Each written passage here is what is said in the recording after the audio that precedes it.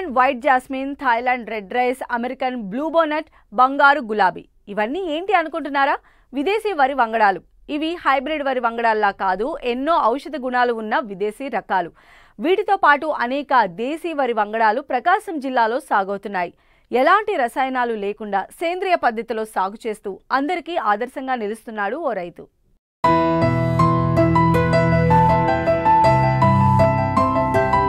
మారుతున్న పరిస్థితులకు అనుగుణంగా ఆహారపు అలవాట్లు కూడా మారిపోతున్నాయి. అందులో పోషకాలు అధికంగా ఉన్న ఆహారాన్ని ప్రజలు ఇష్టపడుతున్నారు. దీంతో రైతులు కూడా అధిక పోషకాలు ఉన్న పంటల సాగుకే ప్రాధాన్యమిస్తున్నారు. దీంతో చాలా మంది రైతులు అధిక పోషక విలువలు, ప్రోటీన్స్ ను కలిగి రోగ నిరోధక శక్తిని పెంపొందించే దేశీ వరి రకాలను సాగు చేస్తున్నారు. ఈ కోవలోనే ప్రకాశం జిల్లా పాకర గ్రామానికి చెందిన రైతు సుభాని దేశీ, విదేశీ వరి రకాలను సాగు చేస్తున్నారు.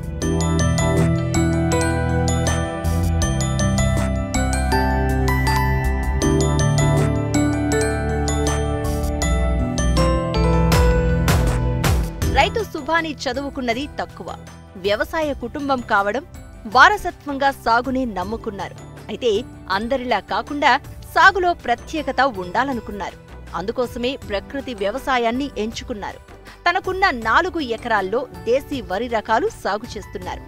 మనుషులకు ఆశించే పలు రోగాలను తగ్గించే దాదాపు 80 దేశీ, విదేశీ రకాలను ఎకరం 20 సెంట్లలో సాగు చేస్తున్న రైతు అందులో 20 రకాలను విత్తనోత్పత్తి చేస్తున్నారు. దేశీయ వంగడాల ద్వారా పండించిన ఈ బియ్యం మనిషికి మంచి పౌష్టికాహారాన్ని అందిస్తుంది. ఆరోగ్యం అందించేందుకు ఎంతో తోడ్పడతాయి. పిల్లలకు అధిక పోషక విలువలు, మంచి ప్రోటీన్స్ ను కలిగి రోగ నిరోధక శక్తిని పెంపొందిస్తాయి. వీటిని సాగు చేయడం ద్వారా భూసారం దెబ్బతినకుండా ఉంటుంది. కొంత ఇంటి అవసరాలకు వాడుకుని మిగిలింది కావలసిన వారికి అమ్ముతున్నారు. దీంతో పాటు అవసరమైన వారికి విత్తనాలుగాను అందిస్తున్నారు. నేను గత 6 సంవత్సరాలుగా ఈ ప్రకృతి వ్యవసాయం చేస్తూ దేశీ వరి వంగడాలు పండిస్తూ ఉన్నాను. 6 సంవత్సరాల నుంచి 40 వెరైటీలతోటి మొదలుపెట్టి ఈరోజు 80 వెరైటీల వరకు జాగ్రత్త చేయగలుగుతున్నాను. విత్తన బ్యాంక్ లాగా జాగ్రత్త చేయగలుగుతున్నాను.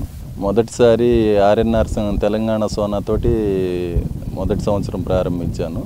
తర్వాత ఈ షుగర్కి వీటికి సంబంధించి ఇంకా ఏమైనా ఉన్నాయా అని చెప్పి నేను ఈ యూట్యూబ్ ఇటువంటివి గూగుల్లో సెర్చ్ చేస్తుంటే 40 వెరైటీలు దేశీ వెరైటీలు పండించడం స్టార్ట్ చేశాను. ఇవన్నీ నేటివ్ వెరైటీస్ అండి. వీటిలో నల్ల బియ్యంలో కొన్ని 10 రకాలు అలాగా సేకరించుకోవడం జరిగింది.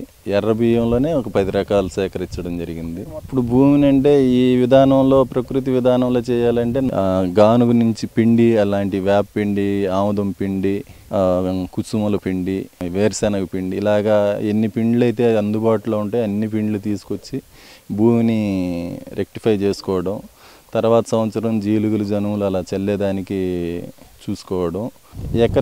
ఇప్పుడు మామూలుగా ఎకరా 20 సెంట్లు నేను సాగు చేస్తున్నాను. దీంట్లో 60 వెరైటీలు మొత్తం 80 ఉన్నాయి. 60 వెరైటీలు కొద్దిగా ఎక్కువ మొత్తంలో చేస్తున్నాను. ఒక 20 వెరైటీలు ఈ సంవత్సరం శాంపిల్స్ వచ్చాయన్నమాట. వాటిల్లో మనం ఎక్కువగా సాగు చేస్తున్న వాటిల్లో మనం అందరికీ అవసరమైనటువంటి ఇమ్యూనిటీ రైస్ ఒకటి డెవలప్ చేస్తున్నాం. అది కబీరాజ్ సాల్ అనే వెరైటీ. దాని తర్వాత నవారా వెరైటీ చేస్తున్నాం. అందరికీ పరిచయం అయినటువంటి బ్లాక్ రైస్ కాలాబట్టి డెవలప్ చేస్తున్నాం. నెక్స్ట్ అవి కాకుండా మళ్ళీ మేము కొత్తగా కలెక్ట్ చేసిన వాటిల్లో కోతాంబరి సెంటెడ్ రైస్ ఒకటి, బ్లాక్ జాస్మిన్లోనే కర్పూకవని, నెక్స్ట్ వచ్చి నాసరబత్తు, ఇటువంటివి చేస్తూ వస్తున్నాం. మన దేశంలోవే కాకుండా కొద్దిగా బయట రాష్ట్రాల్లో కూడా, బయట దేశాల్లో కూడా మేము కొద్దిగా కలెక్ట్ చేయడం జరుగుతుంది.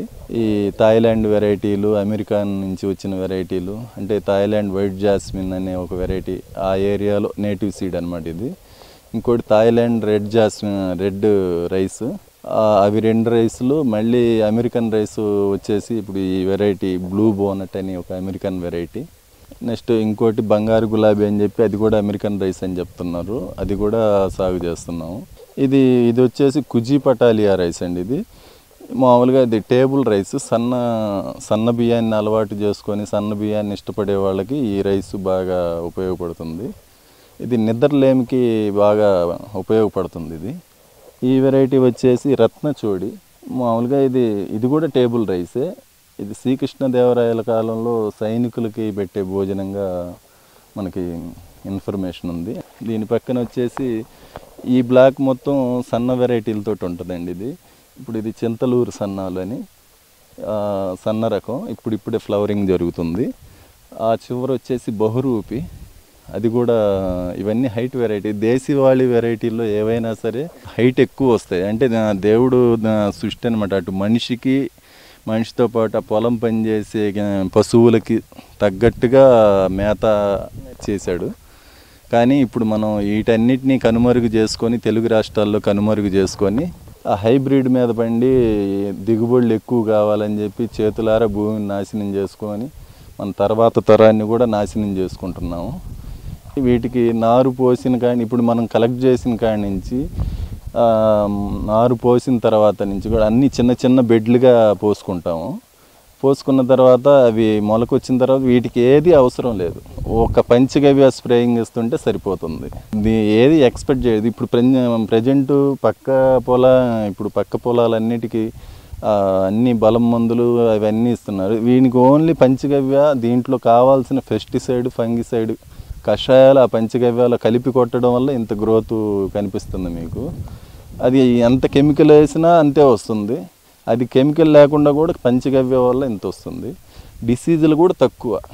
ఒక్కో వెరైటీలో ఒక్కో మెడిసినల్ వాల్యూ ఉంటుంది. కొంతమంది కుర్రోళ్ళు ఏం చేస్తున్నారంటే మాకు ఏ ప్రాబ్లం లేదు సార్, మాకు అన్నీ కలిపి ఇవ్వండి అంటున్నారు.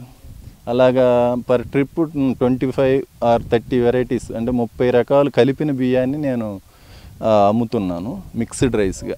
ఒక నెలకు వచ్చేసి 30 వెరైటీలు మిక్స్డ్ చేసి రైస్గా అమ్ముతుంటాం. అది వాళ్ళకి ఎన్ని కిలోలు కావాలన్నా అన్ని కిలోలు నేను పంపిస్తుంటాను.